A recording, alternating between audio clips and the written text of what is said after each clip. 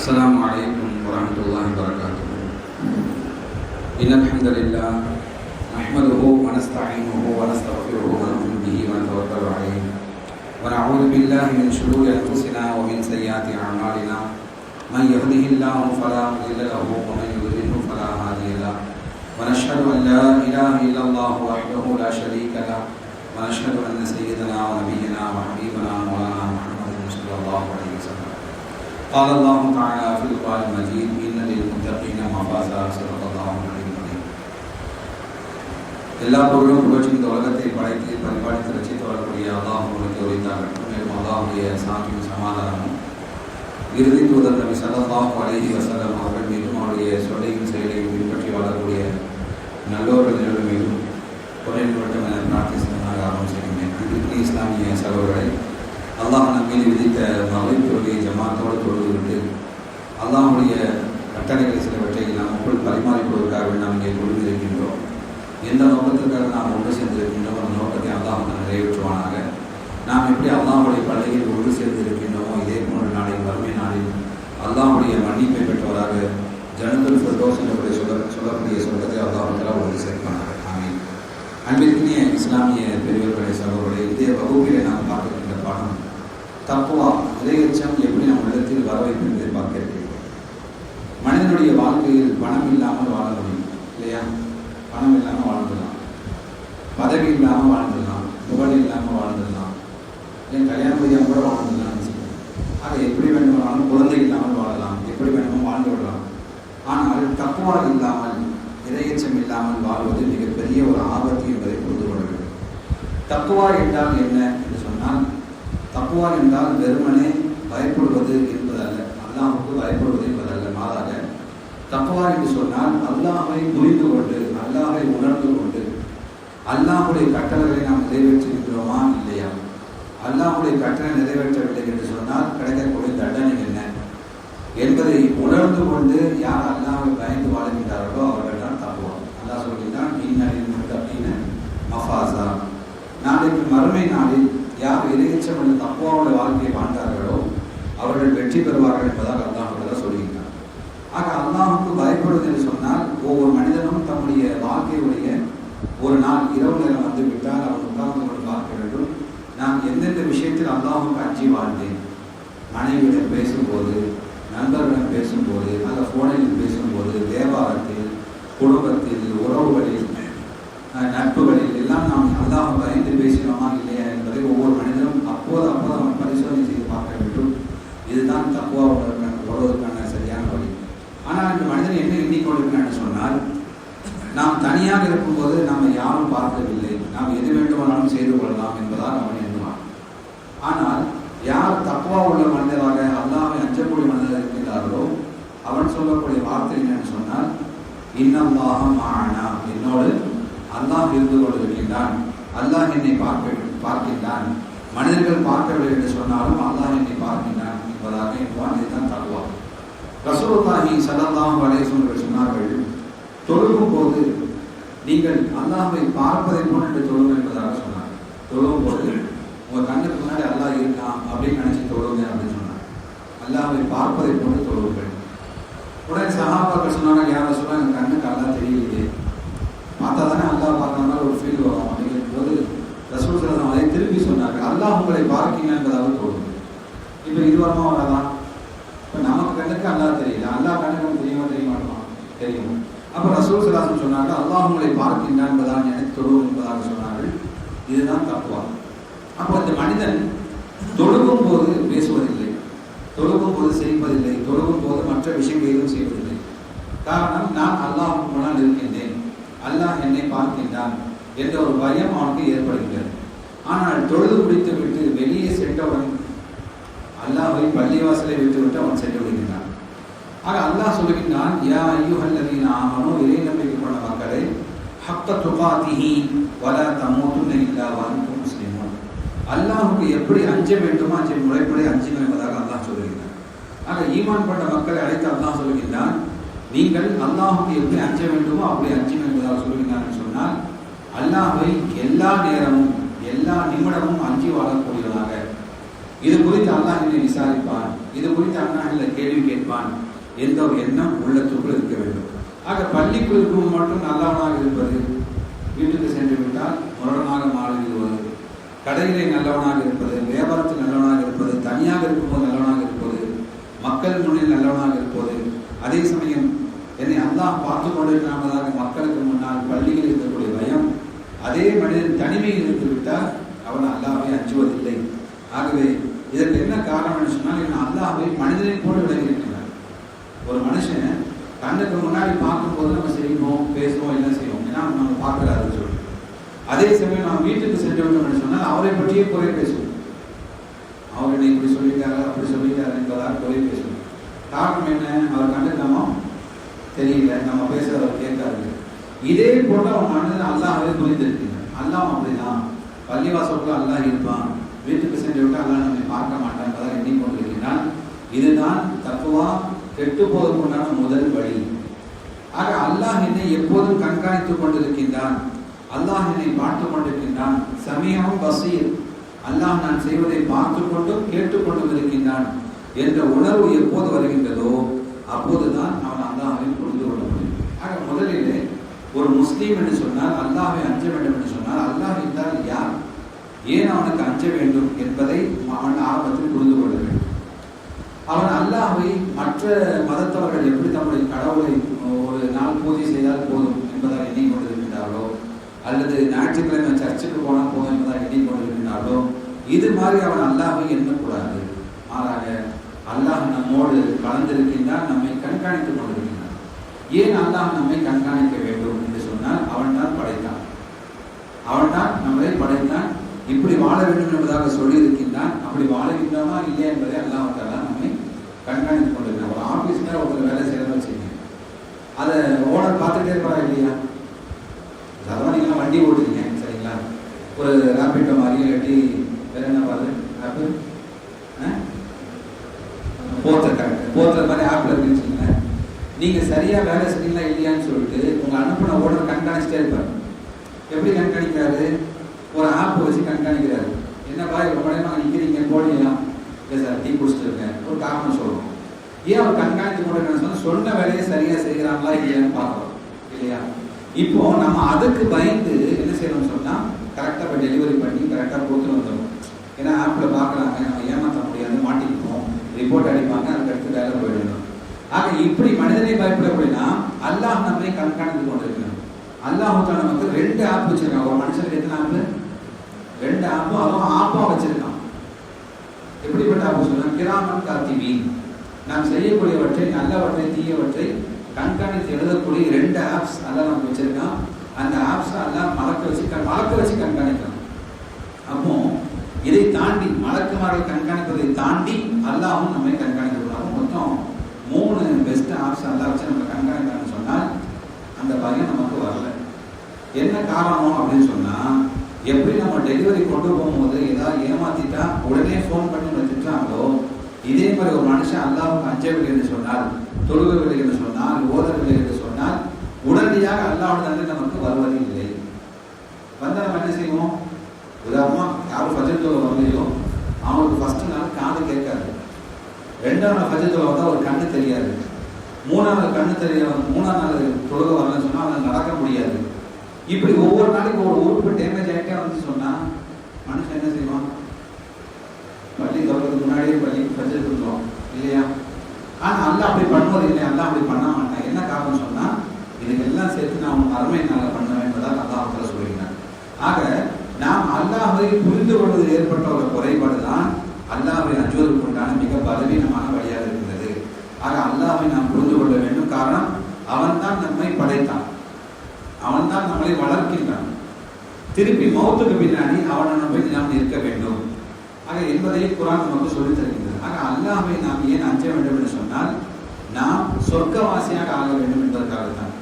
இன்னல் முத்தகீன இன்த ரப்பிஹிம் ஜன்னாத்தின் நஈம் என்பதாக அல்லாஹ் சொல்கிறார். யார் அல்லாஹ்வுக்கு அஞ்சுகிறார்களோ அவருக்கு நாம் உயர்ந்த சொர்க்கத்தை நாம் கொடுப்போம் என்பதாக அல்லாஹ் சொல்கிறார். ஆக ஒரு மனிதன் அல்லாஹ்வுக்கு அஞ்சும் போது அவன் தொழுகையாளியாக, உண்மை பேசக்கூடியவனாக, பயபக்தி உள்ளவனாக, நேர்மையானவனாக வாழ்வான்.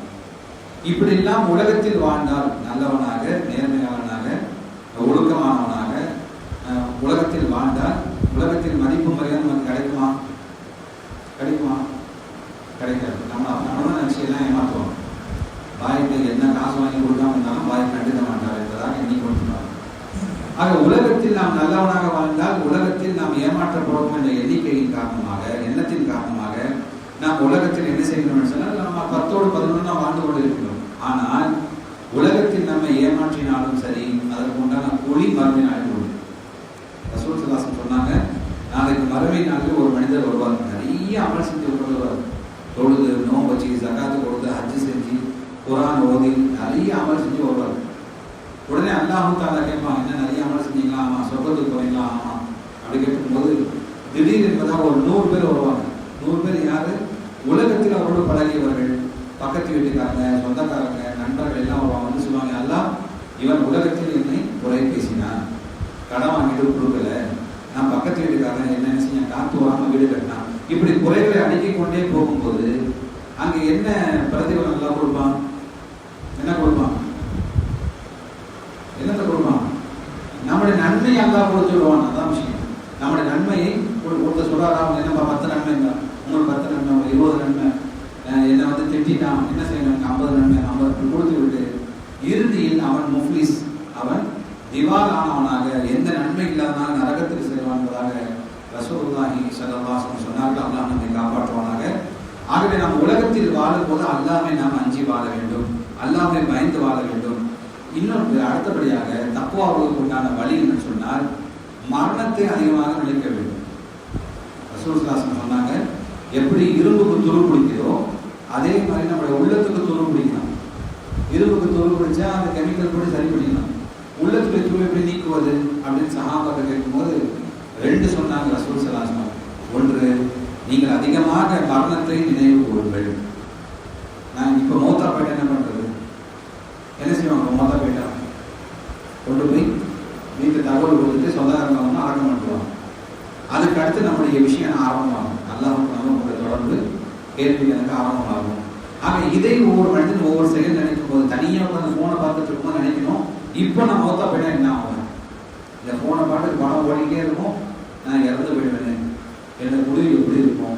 இப்படி மனிதன் ஒவ்வொரு நிமிடமும் தன்னுடைய மரணத்தை எண்ணி பார்க்கும்போது அவன் வாழ்க்கையில் கொஞ்சம் கொஞ்சம் மாற்றம் ஏற்படும். இப்போ மரணத்தை மனிதன் எப்போ எண்ணி பார்க்கலான்னு சொன்னா, ஒரு 70 வயசு தாண்டின உடனே, பேரம்பேத்தியெல்லாம் எடுத்த உடனே, ரேஷன் கடைக்கும் ஸ்கூலுக்கு மட்டும் தான் போற வேலை எதுவும் இல்லை அப்படின்னு வரும்போது, இப்படி வாழ்றதுக்கு மௌத்தா போயிடலாங்க அப்படின்னு சொல்லி நினைக்கிறாங்க. ஆனால் மௌத் என்பது அந்த வயதில் வருவது இல்லை. என்ன செய்யும்? எந்த வயதிலும் வரலாம். அதான் அல்லா சர்ப்ரைஸா வச்சிருக்கான். மௌத் வந்து எப்போ வரும்னு சொல்லி எல்லாம் சொல்லலை. ஒருவேளை அல்லாஹ் சொன்னா மௌத் வந்து இந்த வயசுல வரணும்னு சொன்னா, அதுக்கும் பத்திரிக்கை அடிச்சு கொண்டாட்டம் பண்ணலாம் சொன்னா, நல்லா கூப்பிட்டு கட்டெல்லாம் ரெடி பண்ணி பூவெல்லாம் போட்டு போய் படுத்துட்டு வரலாம். சரிங்களா? ஆகவே அல்லாஹ் ஏன் அதை மறைமுகமாக வைத்திருக்கான்னு சொன்னால், இவன் என்னை அஞ்சி வாழ வேண்டும்காக. ஆக முதலாவதாக நம்முடைய உள்ளத்துடைய துருவை நீக்கக்கூடியது இந்த மரணத்தை அதிகமாக நினைவு கூறுவது. இரண்டாவது, குர்ஆனை அதிகமாக பொருளறிந்து ஓதுவது. குர்ஆனை வெறுமனே ஓதுகின்ற அல்ஹம்துலில்லாஹ் நன்மை கிடைக்கும். அதனால என்ன பிரயோஜனம்? இப்போ நீ கேட்ட மாதிரி சம்பளம் கொடுத்துட்டாரு, வண்டி கொண்டு போனீங்க, கொண்டு போனேன் 3000 ரூபாய் கையில கொடுத்தாரு, உடனே நம்ம ஜோப் வச்சு வந்துருவோமா? என்ன செய்வோம்? சவாரி முடிஞ்சு 3000 ரூபாய் கிடைச்சா நம்ம என்ன செய்வோம்? உடனே வாங்கி வச்சுருக்கோமா? என்ன செய்வோம்? எண்ணி பார்க்கணும். கரெக்டாக இருக்கா சார்? 100 ரூபா கம்மியாக இருக்குது சார், 50 ரூபா கம்மியாக இருக்குது சார். ஏன் எண்ணி பார்க்கணும்? அவரோட நம்பிக்கை இல்லாமையா? இல்லை, காசு சரியா இருக்காது. ஆக இதே போன்று குர்ஆனை நாம் ஓதுகின்றோம், எண்ணி பார்க்கறது இல்லை. என்ன எண்ணி பார்க்கறது இல்லை? அதோடைய பொருள் என்ன, அல்லாஹ் என்ன சொல்றான், யார்கிட்ட பேசலாம் என்பதை எண்ணி பார்க்கும்போது நம்முடைய உள்ளத்துல துருவணுங்க. குர்ஆன் சொன்ன உண்மை பேசுங்கள். யார் பொய் பேசுகின்றார்களோ அவருக்கு அல்லாஹ்வுடைய சாபம் உண்டாகும். பொய் பேச மாட்டான். தர்மம் செய்யுங்கள், ஏழை மக்களோடு கருணையோடு நடந்து கொள்ளுங்கள், பெற்றோர்களை மதியுங்கள், பெண்களை மதியுங்கள். இதெல்லாம் படிக்கும் போது, அவன் பொருளறிந்து படிக்கும் போது அவன் உள்ளத்துடைய துரு நீங்கும். ஆகவே தக்வாவுக்கு உண்டான ஒரு இரண்டாவது வழி என்னன்னு சொன்னால், நாம் குர்ஆனை அதிகமாக பொருளறிந்து ஓத வேண்டும். அடுத்து தக்வா வேண்டும் சொன்னால், நல்ல நண்பர்கள் நமக்கு தேவை. Good friendship. நம்ம கெட்டுப்போறது முக்கியமான காரணம் என்ன சொன்னா, நண்பர்கள் தான். சில நண்பர்கள் இருக்கின்றவர்கள் நம்ம பள்ளியில சில பேர் நண்பர்கள் இருக்கின்றாங்க. அவங்க என்ன சொன்னா, நான் தொழுவ போறேன், நீயும் தொழுவாப்பா, நான் ஓத போறேன், நீயும் ஓதவா அப்படின்றதாக ஆள் அழைப்பார்கள். இன்னும் சில நண்பர்கள் இருக்கின்றார்கள், தொழுது முடிஞ்சமா உடனே வெளியே ஓடிடலாம் என்பதாக வெளியே அழைத்துக் கொண்டிருப்பார்கள். ஆகவே ரசூல் ஸல்லல்லாஹு அலைஹி வஸல்லம் சொன்னார்கள், உங்கள் நண்பன் எந்த மார்க்கத்தில் இருக்கின்றானோ அதே மார்க்கத்தில் நீங்கள் இருப்பீர்கள். ஆகவே நம்முடைய நண்பன் நம்மை தொழுகை நினைவூட்டுகின்றானா, அல்லது குர்ஆன் ஓத நினைவூட்டுகின்றானா, அல்லாஹ் பற்றி நினைவூட்டுகின்றானா, பாவம் செய்ய நம்மை காப்பாற்றுகின்றானா என்பதை நாம் எண்ணி பார்க்கும் போது நம்முடைய நண்பனை நாம் புரிந்து கொள்ள முடியும். கடைசியாக இறுதியாக தக்வாவுக்கு உண்டான ஒரு வழி என்னன்னு சொன்னால், நிறைய வழி இருக்கு சரிங்களா, நான் சுருக்கமா சொல்றேன். கடைசி வழி என்னன்னு சொன்னால், நம்முடைய நாவை பாதுகாப்பது. ரசூல் ஸல்லல்லாஹு அலைஹி வஸல்லம் சொன்னாங்க, 2 உறுப்புகளை நீங்கள் பாதுகாப்பதா கேரண்டி கொடுத்தா நீங்க சொர்க்கம் போறதுக்கு நான் கேரண்டி தரேன்னு சொன்னாங்க. என்னென்ன உறுப்பு தெரியுமா? நாவையும் மர்ம உறுப்பையும் பாதுகாத்துக்கிறோம். இப்ப அல்ஹம்துலில்லாஹ் நம்ம மர்ம உறுப்பு பாதுகாத்துக்கிறோம் இல்லையா, எனக்கு நம்பிக்கை இருக்கு. ஆனா இன்னொன்னு இருக்குல்ல, நாக்கு, அதை நம்ம பாதுகாக்கிறது. அப்போ ரெண்டுக்கும் ஈக்குவலான பாவம் தான். இப்ப நம்ம என்ன நினைக்க சொன்னா, ஒருத்தன் விபச்சாரம் செஞ்சாதான் அஸ்தக்ஃபிருல்லாஹ் பாவம் அப்படின்னு சொல்றோம். ஆனா புறம் பேசினா அது ஒண்ணு இல்லைங்க. அப்ப ரெண்டுக்கும் ஈக்குவலாக வச்சுக்காம, அப்போ புறம் பேசுவது அத்தகைய பாவத்தாக ரசூல் ஸல்லல்லாஹு அலைஹி வஸல்லம் கனெக்ட் பண்ணி சொன்னாங்க. நாவையும் மர்ம உறுப்பையும் பாதுகாப்பதான் நீங்கள் எனக்கு கேரண்டி கொடுத்தா நீங்க சொர்க்கம் போது நான் கேரண்டி அப்படின்னு சொன்னாங்க. அதே போல இன்னொரு சந்தர்ப்பம் சொன்னார்கள், நான் நரகத்தை எட்டி பார்த்தேன், அதில் அதிகமான பெண்கள் இருந்தார்கள். என்ன காரணம்? நான் அவரை கட்டுப்படுத்தவில்லை, கணவனை மதிப்பதில்லை, சொந்தக்காரங்களை மதிப்பதில்லை, ரொம்ப பேசுறாங்க என்பதாக சொன்னார்கள். இது பெண்களுக்கு மட்டுமல்ல, நமக்கும் தான். ஆக நாம் நாவை பாதுகாத்துக் கொள்ள வேண்டும். பொய் பேசுவதை விட்டும், புறம் பேசுவதை விட்டும், அவதூறு பேசுவதை விட்டும், கேலி செய்வதை விட்டும், அவமானப்படுத்துவதை விட்டும், தவறாக பேசுவதை விட்டும் நாவை நாம் பாதுகாத்துக் கொள்ள வேண்டும். ஆக இப்படி நாம் நாவை பாதுகாத்துக் கொள்ள வேண்டும் சொன்னால் நிச்சயமாக நம்முடைய தக்குவா பலப்படும். ஆகவே மொத்தம் 5 விஷயம் சொல்லியிருக்கிறேன் வரிசையா. ஃபர்ஸ்ட் என்ன சொன்னேன்?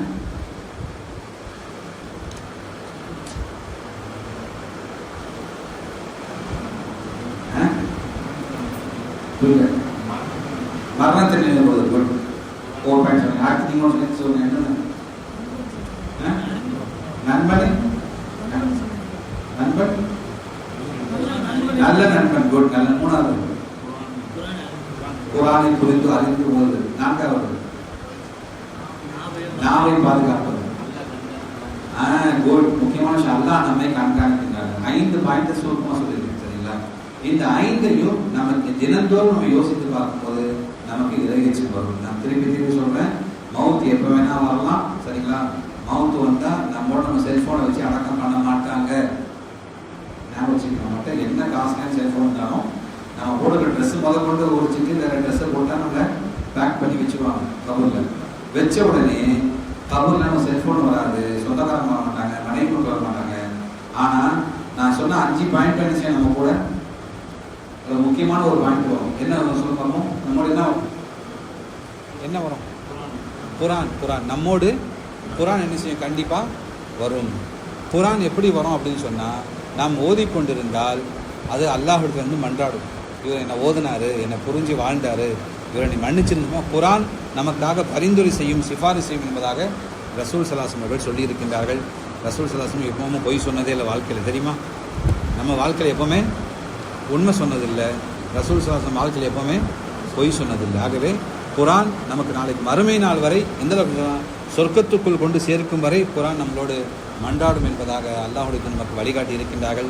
ஆக அன்பிற்கினவர்களே, இப்படிப்பட்ட தக்வாவை வளர்த்து கொண்டு நாம் எப்படி இந்த பள்ளிவாசல் ஒன்று சேர்ந்திருக்கின்றோமோ இதே போன்று சொர்க்கத்தில் ஒன்று சேரக்கூடிய நல்ல மக்களாக அல்லாஹ் நம் அனைவரும் ஆக்கியருள்வானாக. நம்முடைய தக்வாவை மென்மேலும் அதிகப்படுத்தி கொடுப்பானாக. நம்முடைய தொழுகையில், இபாதத்துகளில், வாழ்க்கையில் ஏற்படக்கூடிய சிறிய பெரிய தவறுகளை அல்லாஹு தஆலா மன்னிப்பானாக. இம்மையிலும் மறுமையிலும் நல்லவர்கள் கூட்டத்தில் அல்லாஹ் நம்மை சேர்த்தருள்வானாக. ரப்பனா தக்கபல் மின்னா இன்னக அன்த ஸமீஉல் அலீம் வதுப் அலைனா இன்னக அன்த தவ்வாபுர் ரஹீம். அஸ்ஸலாமு அலைக்கும் வரஹ்மத்துல்லாஹி வபரகாத்துஹு.